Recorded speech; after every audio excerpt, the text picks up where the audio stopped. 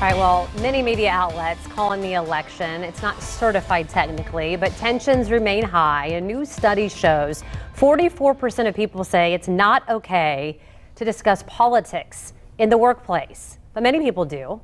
How can you avoid it? Joining me live from Franklin, Tennessee is America's career coach, Ken Coleman, with some important advice. Ken, good morning to you.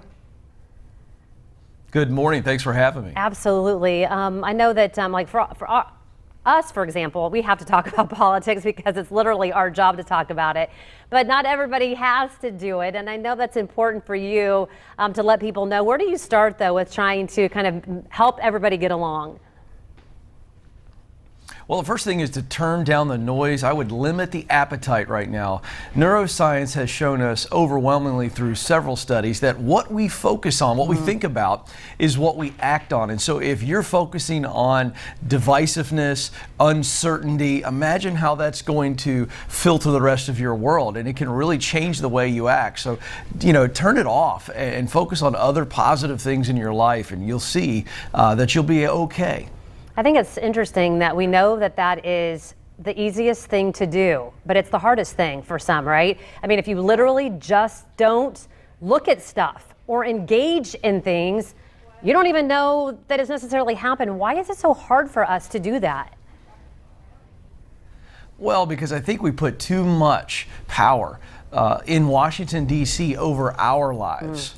And I think that obviously policy makes a tremendous difference, and certainly it filters down to touch us in every facet of our lives. However, Washington, D.C. does not determine my future. It does not help me discover my dream. And so I think that what happens is when we focus on fear and things that we feel like might control us, as opposed to going, you know what I'm hearing on the news is very different than what I see in my everyday life. And again, it's the choosing that we get to do. We choose what we focus on. I know that when I was younger, didn't talk about religion as far as in public a lot. You didn't talk about politics. You didn't talk about money necessarily. But it seems like nowadays anything goes. Is that something that maybe you think we need to go back to? Is keeping things more private?